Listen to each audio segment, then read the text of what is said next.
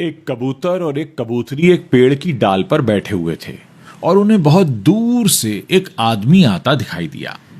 उस आदमी को देखकर कबूतरी के मन में कुछ शंका हुई और उसने कबूतर से कहा कि चलो जल्दी उड़ चलते हैं, नहीं तो ये जो आदमी हमारे नजदीक आ रहा है ना, ये हमें मार डालेगा। कबूतर ने लंबी सांस लेते हुए इत्मीनान के साथ कहा, अरे उसे गौर से तो देखो, उसकी अदा देखो, लिबास देखो, चेहरे से कितना शरीफ लग रहा है, ये हमें क्या मारेगा, बिल्कुल सज्जन लग रहा है। अब कबूतर की बात सुनकर कबूतरी चुप हो गई।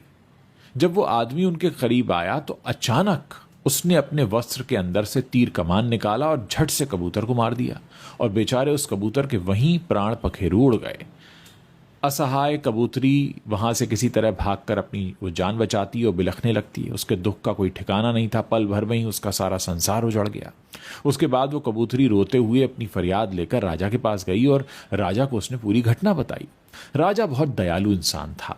राजा ने तुरंत अपने सैनिकों को उस शिकारी को पकड़कर लाने का आदेश सुना दिया। फिर कुछ समय बाद शिकारी को पकड़कर दरबार में लाया गया। शिकारी ने डर के कारण अपना जुर्म जो था वो कबूल कर लिया। उसके बाद राजा ने कबूतरी को ही उस शिकारी को सजा देने का अधिकार दे दिया और उससे कहा कि तुम जो भी सजा इस शिकारी को देना चाहो दे सकती हो और तुरंत हम उस पर अमल करेंगे।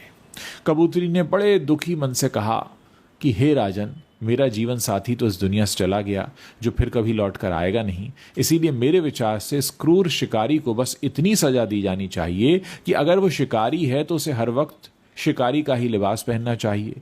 ये शराफत का लिबास वो उतार कर फेंक दे, क्योंकि शराफत का लिबास ओढ़कर धोखे से ये घिनौने कर्म करता है और ऐसे लोग बड़े नीच होते हैं।